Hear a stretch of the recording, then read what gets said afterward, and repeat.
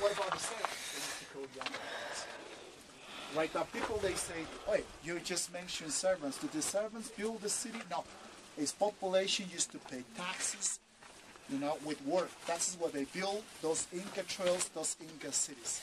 They didn't stay longer. This is the tomb. Ready to photos there. Metro. Another photo up there. Made a hole into those rock weakness if you put inside a wooden peg, and then if you pour water, the second wooden peg, the sun's drying, you know, Spain, and that's the way how you can split up the rock, how you can cut up the rock. That is the archaeological research made up in 1952. This local archaeologist, Chavez Vallon, took that technique to explain us how probably Incas used to cut rocks. And that is that rock split. Can you see that rock split right there? Yeah. Can you see in the middle, the rock split in the middle, those little holes there? Is that technique how the guy explained us how to cut rocks, you know? Or the other technique how you can cut rocks is heat those rocks with fire, high temperature. You know, those hot rocks. Sorry. Simple water with chance temperature help a lot to set up those kind of rocks. Right? So the rock quarry is rather like this. It was when the Incas they cut up the vegetation, the rocky area. That is the way to explain how they decided to get up the city right here. Because already you have all those rocks. We have bed rocks. Of course, we have rocks that ended up in here come from Machu Picchu's mountain too. We have a natural rocks, bed rocks, as we have massive rocks come from Machu Picchu mountain. Yep, this is the white granite rocks, which is the 60% feldspar, 30% quartz, and 10% of mica. That's the rock formation that you can see in here. Right, so we got lots of volcanic rocks in this region. That's the way to explain the hot spring. The later, if you want, you can go. We got a hot spring right there. Yeah. So this Vilcabamba mountain range, which is Machu Picchu location, is just rocks, the white granite rocks. Alrighty. Any questions, guys? For people just join us. Would you like to go get? We go there and get close, and you can take.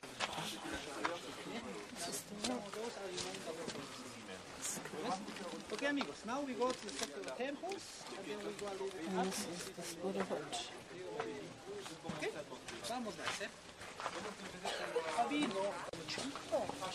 See the granadilla? The passion fruit?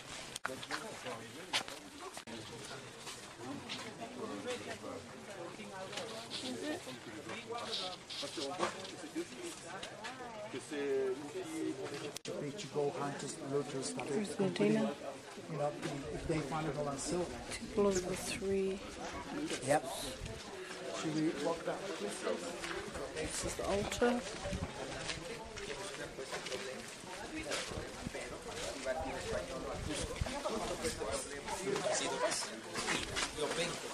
People they walk around, what you're going to see in here is this stonework that has four corners, and this corner is pointing east, the corner is pointing north, and this corner is pointing west, and the corner in here is pointing, north, south, east, and west.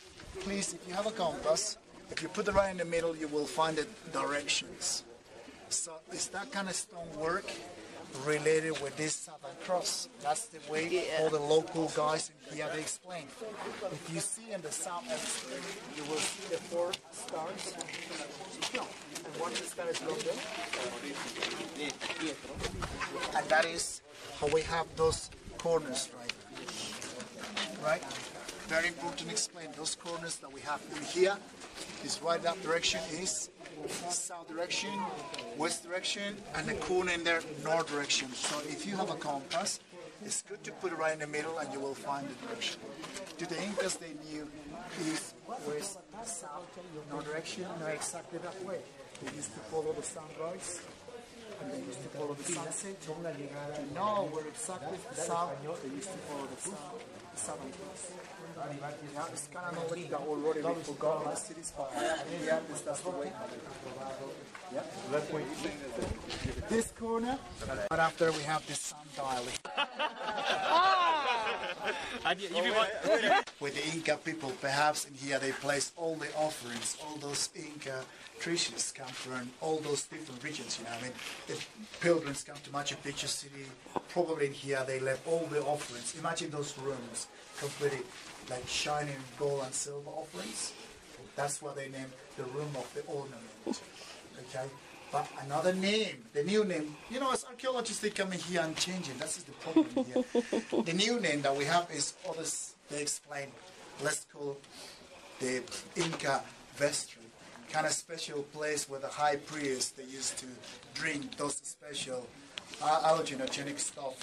In the Andes, people, they drink San Pedro. Have you heard about San Pedro? San Pedro. Those long cactus, those cactus, the long ones, the sap of this cactus, the fermentation process, you drink that is quite strong. It's a special Andean drug that people, they drink to get in trance. Or right in the jungle, the hallucinogenic stuff that we have in the jungle is called ayahuasca. It's those vines growing up on those trees in the jungle. The sap of those vines is ayahuasca. It's a special sap, quite strong, that people, they drink. It's quite strong. It's one of the kind of hallucinogenic stuff that they offer in the jungle. It's what the high priests, they drink to get in trance. So imagine in those little rooms, those high priests, you know, as soon as they got all these drugs, go in trance and practice kind of mantra. Yeah, kind of, they have to be ready, you know, to get in trance and then go to the main temple and offer ritual ceremonies and sacrifices. Why we find, or how we can explain the vestry, kind of special place where the high priest used to get in trance, because this room is quite acoustic. Do you want to try that? Whoa!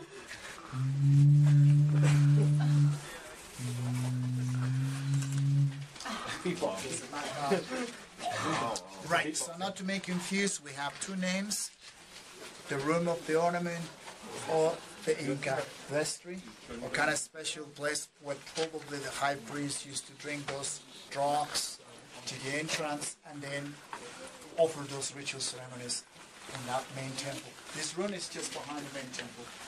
Okay? So we go that way, please. Okay, so this right here, where I'm standing, is the platform where the high priestess would send his messages to the whānau. Sun rise to that stonework or shine to that stonework, but the next point that you will see the triangle sunshine is right on this stonework. This is the photo. Explain us a lot how that special day. Every year we see the triangle sunshine here. That's what we know that is that special day, June 21st. Winter solstice. Yep. Explain. So for the winter solstice, it comes out in a triangle from when the sun hits the sun gate. That's north. The sunrise, that special when the sunrise to that window.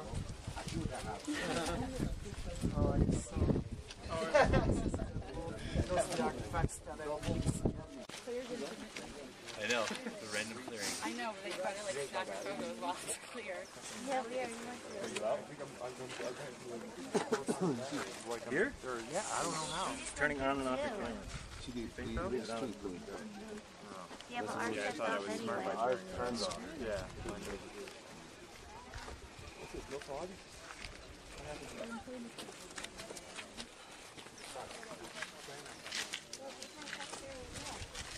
Smile, Cal.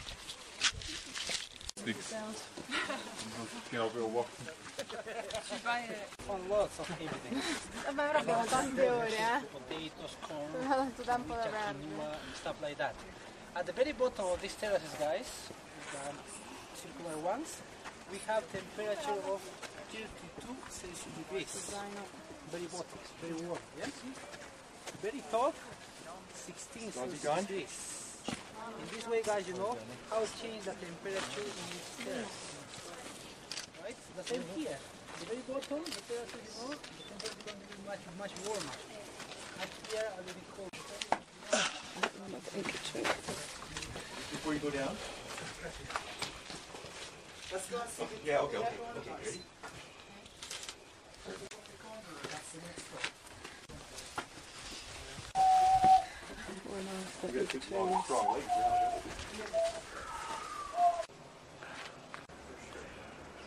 Machu Picchu. Right from walking to this. Were they wet? Yeah, that makes sense. I was waiting for you.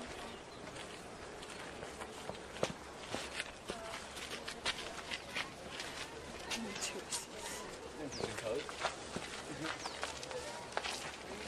Il condore fu un condore molto sacro che porta tutte le informazioni di terra al dio sole.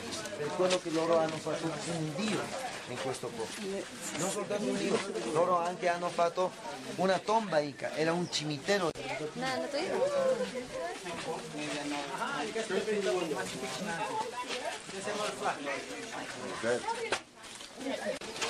Bullseed. Bibamba, Machu Picchu.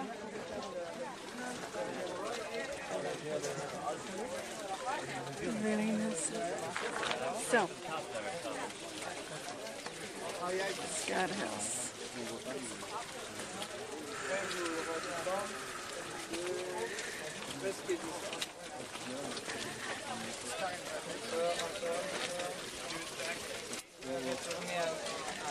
Peso,